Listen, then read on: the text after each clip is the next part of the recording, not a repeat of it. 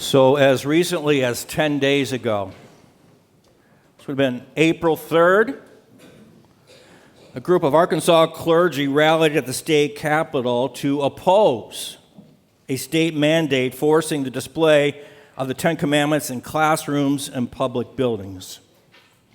Ministers from a variety of Christian denominations and a Little Rock rabbi said legislators had taken the Ten Commandments out of their appropriate context, and that the forced displays would not be helpful in spreading the Christian faith. Of course, these types of battles are not new, are they? Way back on November 17th, 1980, in Stone versus Graham, our Supreme Court ruled the Ten Commandments could no longer be posted in the classrooms of our schools. Small wonder then that according to a USA Today poll, 60% of Americans cannot name even 5 of the Ten Commandments. Only 14% of us can accurately name all 10. Don't panic, I'm not going to put you on the spot today. The greatest tragedy is not that the Ten Commandments are vanishing from public schools, courtrooms, and government buildings. The greatest tragedy is that they are disappearing from the minds, hearts, and lives of most Americans. Did you bring a Bible with you today? Let's drop anchor in Exodus chapter 20. Turn that direction, second book of the Bible. Exodus chapter 20 is where we're going to be spending our time this morning. There are outlines available as you enter the building every Sunday. If you want to take advantage of that tool, you can jot down some notes, fill in the blanks, and there are plenty of blanks to fill in today. We're going to keep you busy this morning. Our sermon series, of course, is Road Trip. We're learning life lessons from this book of Exodus. When we last left the Israelites, God had brought his people to the foot of Mount Sinai to share the laws and regulations that would now guide them as a nation. These commands were not intended to be oppressive. On the contrary, they offer God's people a wonderful description of what it would look like to live as his chosen people. And so if you remember Exodus chapter 19, verses 5 and 6, the Lord expressed his desire for his people to be a kingdom of priests and a holy nation. God rescued the Israelites from slavery so that they could be an example to the surrounding nations. If you're following along in that outline today, we'll begin with the preamble, the first couple of verses of Exodus 20. God spoke all these words: I am the Lord your God who brought you out of Egypt, out of the land of slavery. The Ten Commandments are binding because they were given to us by God. To say that another way, the moral foundation for the law is God. Period. End of discussion. This is why they are forever binding and unchangeable. God's guidelines for mankind are rooted in his character. And so, contrary to popular opinion, good and evil are not determined by our Supreme Court, nor are they established by public opinion polls. It has nothing to do with the number of people that are engaging that behavior, i.e., it doesn't matter how many people are doing it. On the contrary, morality is fixed in the unwavering, impeccably holy character of God. It's his nature that provides us with the measuring stick for all ethical decisions. And if we cut ourselves loose from that anchor, then essentially anything goes, which is exactly what has transpired in our day. Let me give you kind of a different type of perspective on the Ten Commandments, if I could do that. Actually, I'm not providing it. Jesus himself is going to provide that for us today. Remember, he was asked that question: what is the greatest commandment in the law, right? Out of all the commandments, Jesus, which one is the greatest? And he responded in Matthew 22, you are to love the Lord your God with all your heart, with all your soul, and with all your mind. Fascinating. Because if you stop and think about it, that command is a summary of the first 4 that we'll encounter here in Exodus 20. So these are the vertical commandments, right? The first 4 are the vertical commandments. They all deal with our duty before God. But then Jesus went on, he quickly added, remember? And he said, and the second is like it, love your neighbor as yourself, which just happens to be a summary of commandments 6 through 10 or 5 through 10, which all deal with our horizontal duty First 4 vertical, last 6 horizontal. Express to us how we're to treat each other, right? How we're to treat our fellow man. So just this perspective, Jesus gives us the heart of the law, which helps us remember the heart of the 10 Commandments. The 10 Commandments teach us to love God and love each other. I have preached on the 10 Commandments before. Typically, when I've done so, I've taken a week for every one of them. But since we're already going to be in Exodus for 40 years, I thought maybe we not extend that any more than I'm already doing. And so I have the challenge before me today of covering all 10 in one sermon. What I'm hoping to do is give you a little bit of explanation regarding the meaning of each commandment, and then also some of an application as well. That's my goal this morning, and we'll try to keep it moving along as we move through these precepts, as we move through these 10 commandments. Here's the question we need to be asking: how am I doing? How am I doing when it comes to obeying the laws that God has established for me? The first one is this: we're to love God by putting Him first. Exodus 20, verse 3, you shall have no other gods before me. To say that another way, the Lord alone was to be Israel's God to the exclusion of any false or rival deities. Remember the context here. The Israelites have recently been delivered from Egypt, right? A pagan land filled with false gods and idols. It was not at all uncommon for the people of that day to worship many gods. They did so in order to receive the maximum amount of blessings. So when God commanded His people here to love and worship Him, that really wasn't that big of a deal. After all, they could just add His name to a long list of deities. The challenge came when He specified, as He did here, that He was to come before all the others. In fact, bottom line, His name was to be the only one on the list. And so there can be little question, this would have been very difficult for the people of Israel to accept. And yet if they didn't acknowledge that the God who led them out of Egypt was the only true God, then they could not be His people, even if they went on to obey the other 9 commandments. The implications for our day are not difficult to discern. According to a recent poll, almost 90% of all Americans believe in some form of a God and some higher power over the universe. But it's also interesting to note that roughly 64% of these folks are of the persuasion that Christians, Jews, Muslims, Buddhists, and others all pray to the same God. They're just using different names for that God. I hope I don't need to spell it out for you that that's not what the first commandment had in mind. It's not enough just to accept this idea of a nebulous supreme being, that God might exist out there. That won't cut it.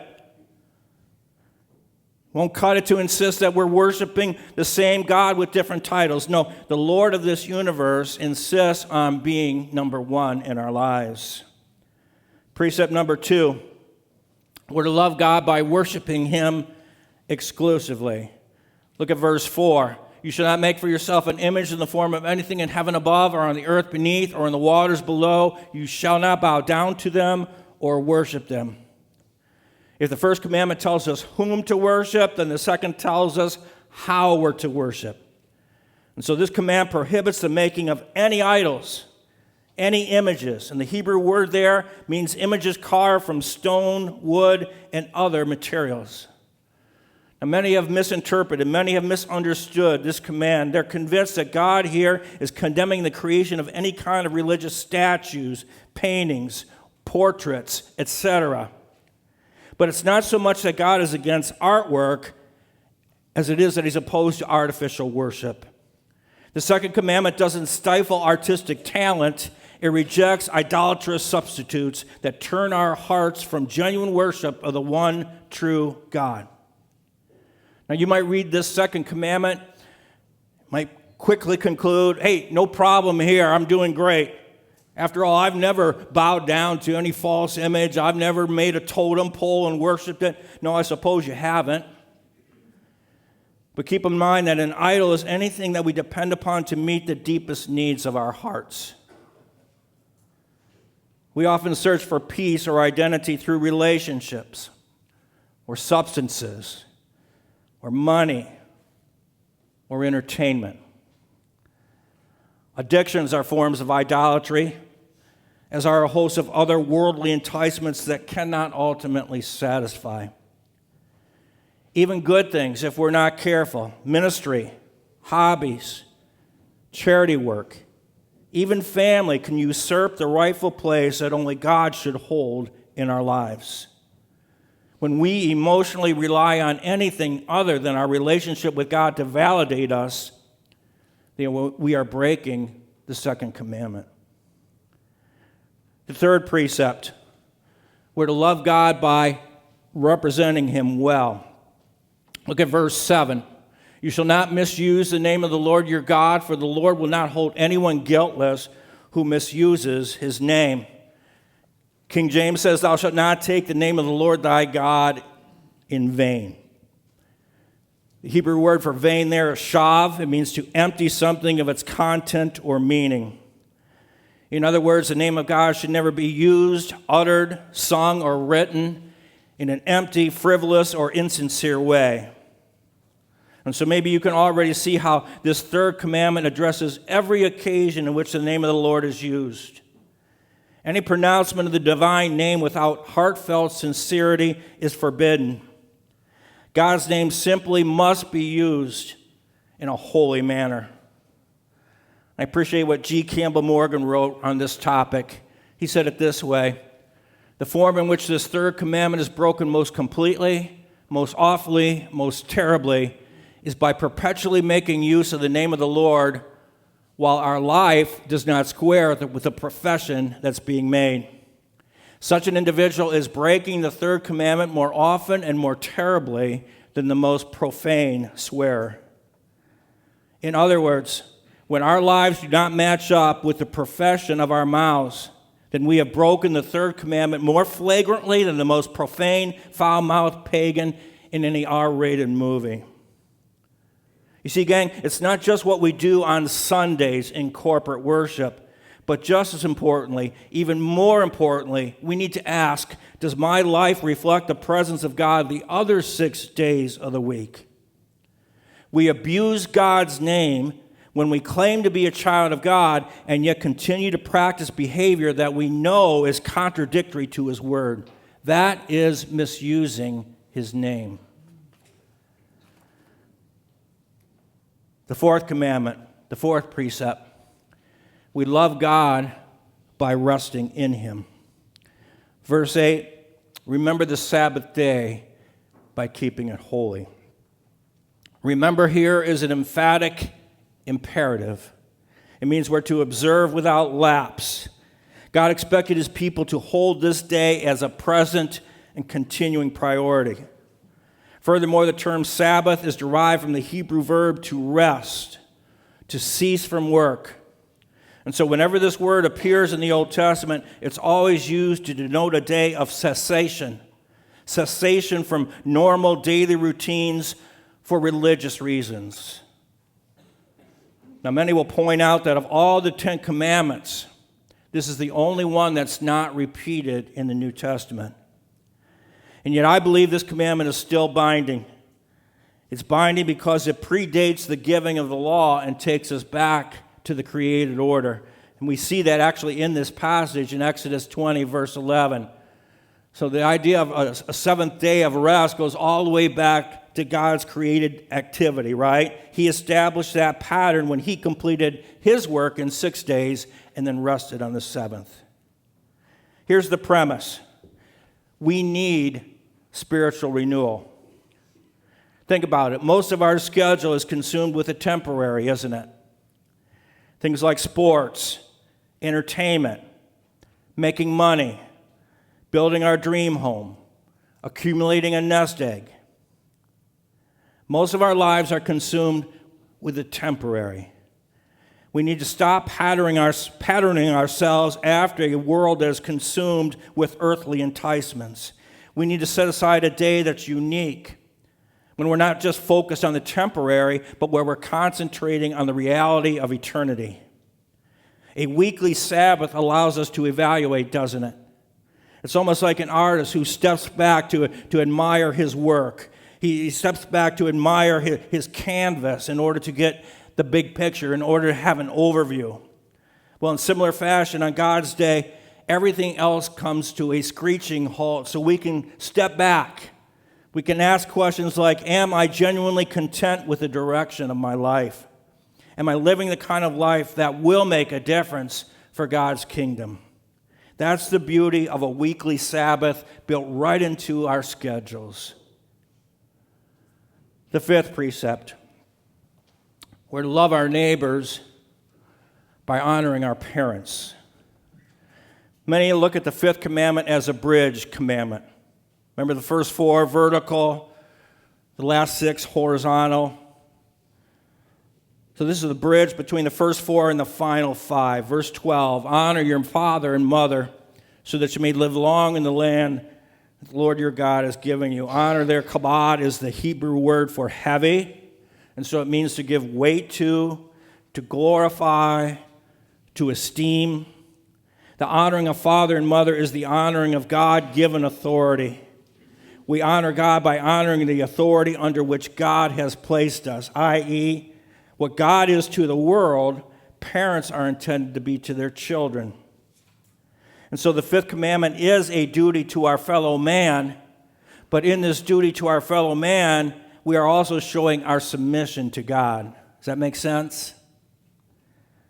Also, this is the only commandment in the Big Ten with a promise attached to it, right? So that you may live long in the land the Lord your God is giving you. I would say that promise primarily refers to the land of Canaan and the people of Israel. To live in peace for generations in the promised land, the Israelites must respect authority and build strong families. And that, of course, is a major challenge in our day, isn't it? I mean, just stop and think about some of the attacks that are currently being leveled against our family units. Same-sex marriages, children being adopted into same-gender households, open and easy divorce, just to name a few. All these are eating away at the fabric of our society. And even though the results are not always immediately seen, those trends will take their toll. Think of it like this. If you've ever used bleach to take stains out of a shirt, you'll discover it'll work. Some of you had firsthand experience at this, haven't you? It will remove the stain. But the problem is, as illustrated, over time it destroys the shirt, doesn't it? Even though the damage might not show up until much later, that fabric has been weakened. Well, that same principle holds true for our culture, doesn't it? In every society, the family is the essential building block.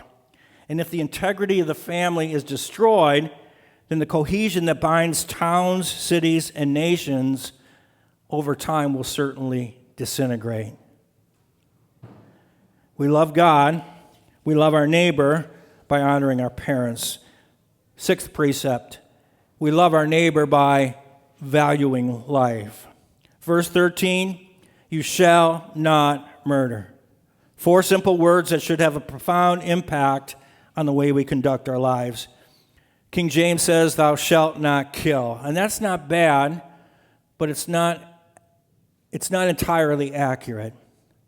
The NIV really comes closer to the intent of the original language. You see, there are at least 7 different Hebrew words for killing in our Old Testament.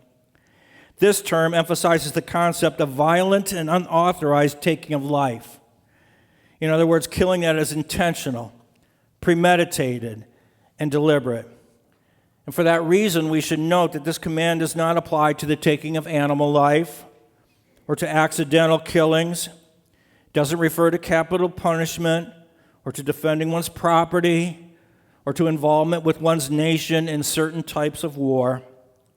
If we were going to try to summarize the intent of the 6th commandment, it would be something along these lines. You cannot make the choice to end an innocent person's life. You cannot make the choice to end an innocent person's life. Of course, that's happening, isn't it? It's happening all around us. Randall Terry wrote a book called Accessory to Murder. And in that book, he made this statement. He said, during Hitler's regime and later in Eastern European nations under Stalin's thumb, many pastors were aware that innocent people were being oppressed. They chose to look the other way. They made a covenant of silence with their oppressors in hopes that they would be spared. You can brutalize my brethren, and I won't try to stop you or speak out against you. Their cowardice and compromise did not squelch the injustice. It paved the way for their own demise and the death of millions of people. My fear, folks, my fear is that we're making the exact same mistake today. Too many people, let's just be honest, too many churches in this country are saying, you can go ahead and brutalize my brother and sister as long as it doesn't affect me. I'll turn and look the other way. I won't denounce it. I won't call it out. And what we fail to recognize is that the enemies of God are bent on death. They're not going to stop with the unborn. Already we're witnessing other classes of humanity being targeted. The elderly, the mentally challenged, the physically disabled, individuals who are in supposed vegetative state who are being starved to death. We have a responsibility. We love our neighbor by valuing life. The seventh commandment, the seventh precept, we love our neighbor by revering marriage. Verse 14, you shall not commit adultery. Doesn't seem to need a lot of extra commentary. Seems pretty straightforward. Basically stated, this command condemns the act of voluntary sexual activity between a married person and someone other than their spouse. And so the Bible is very clear, very precise at this point. God created sex for our enjoyment, and yet He intends that gift to be used within the confines of marriage. Obviously, our culture does not see it that way. Stop and think about it. That much is clear from even the euphemisms that we use to describe the act of adultery. Terms are used like flings, or affairs, or one-night stands, sleeping together, hooking up. And those phrases are intended to excuse or maybe soften the perception of adultery. They perpetuate the notion that adultery is guilt-free and hurts no one. Look what Mark Talbot wrote on this subject. In a book called Godly Emotions, he put it this way. He said, strong negative emotions are important indicators of who and whose we are. To claim to be Christian and yet not feel emotional aversion when Christian standards are violated is, at best, to exhibit a kind of mental schizophrenia between our heads and our hearts. To put that in layman terms, if I can engage in sinful activity and it doesn't bother me, then there's a spiritual disconnect, and I'm traveling down a very dangerous highway. You can see that in many places throughout the Bible. Maybe one of the classic texts is over in 1 Kings 16. It tells us there that Ahab, son of Omni, did more evil in the eyes of the Lord than any of those before him. Look here, he not only considered it trivial to commit the sins of Jeroboam, but he also married Jezebel, daughter of Ithbaal, king of the Sidonians, and began to serve Baal and worship him. Zero in on those tragic words. Ahab considered it trivial. He considered it trivial to commit the sins of Jeroboam. In my estimation, those are frightening words. Ahab here, suffering from spiritual schizophrenia, he considered sin trivial. And we see that all around us today, don't we? My concern is that many in our day are following that same pattern when it comes to their sexuality. Very clearly, we love our neighbor by revering marriage. The eighth precept, the eighth command, we love our neighbor by respecting what's theirs. Verse 15 says, you shall not steal. This eighth commandment is a prohibition against stealing under any and all circumstances. And so the Hebrew verb here means to take that which belongs to another without their consent, without their knowledge.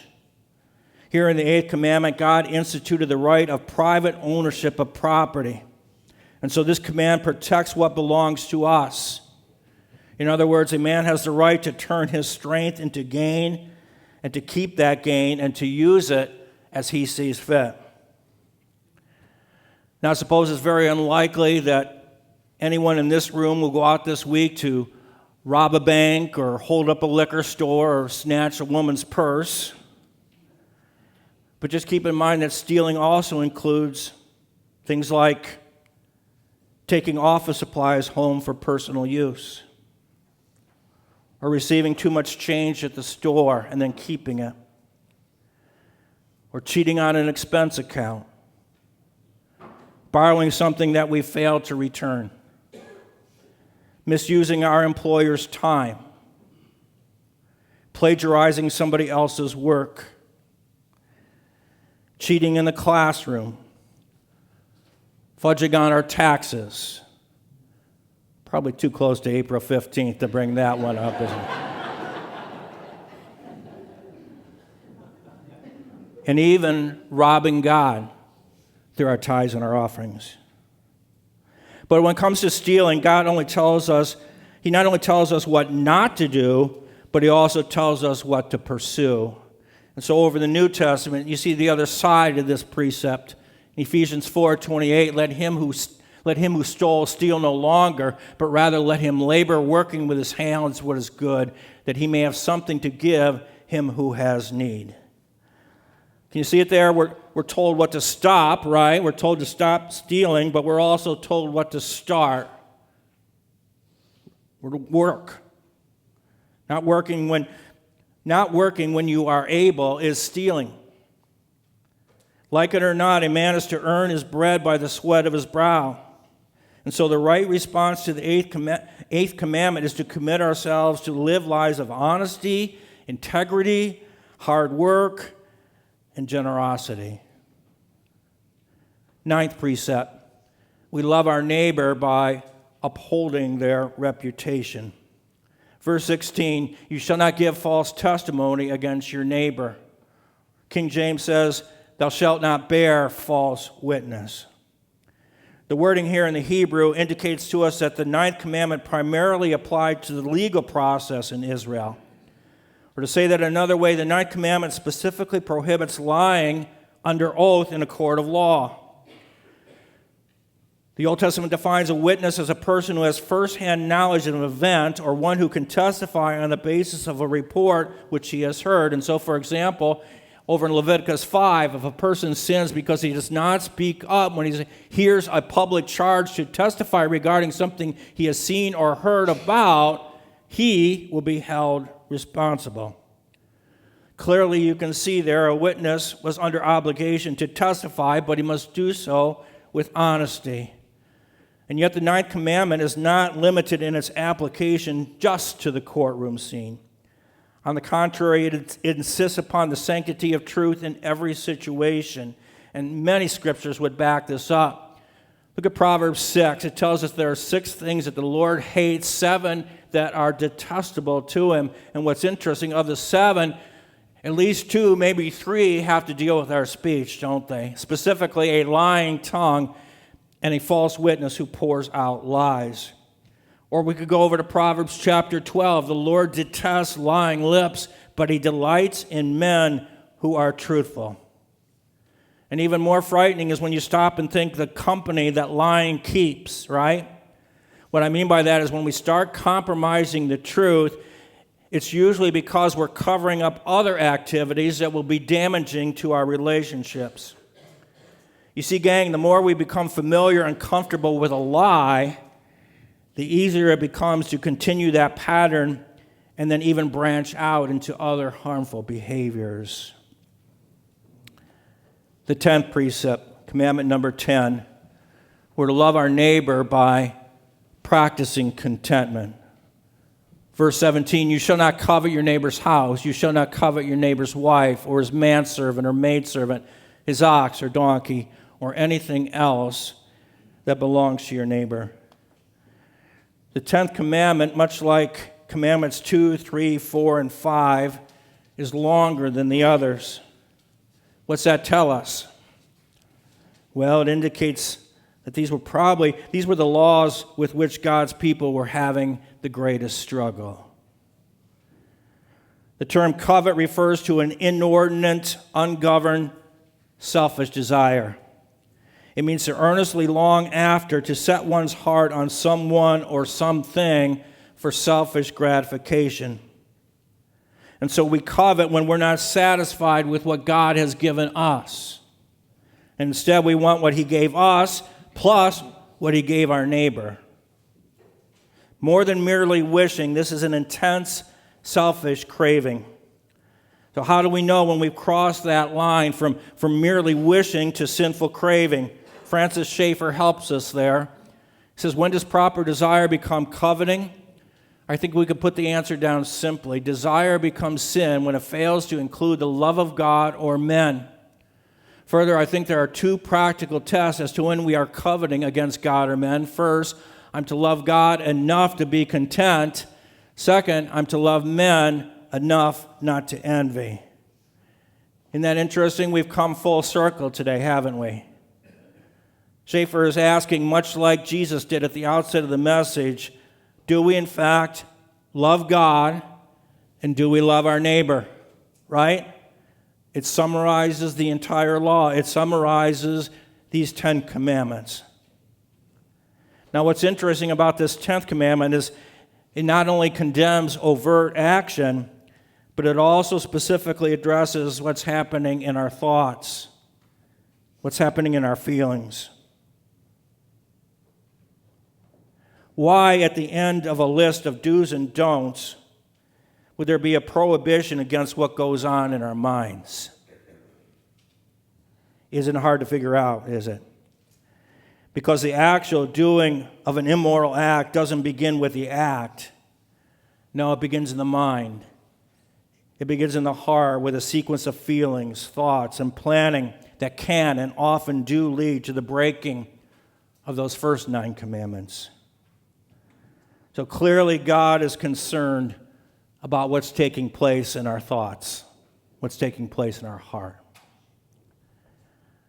Well, there they are, God's top 10.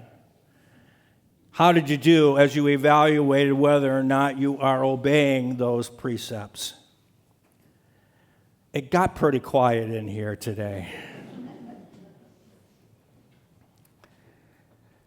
The law is a mirror, isn't it? The law is a mirror. It doesn't take long. We hold that law up before us like a mirror, and it's pretty obvious, pretty quick, just how broken we really are, right? And the Apostle Paul said as much. Remember what he wrote in Romans 7? He said, what shall we say then? Is the law sinful? Certainly not. Nevertheless, I would not have known what sin was had it not been for the law.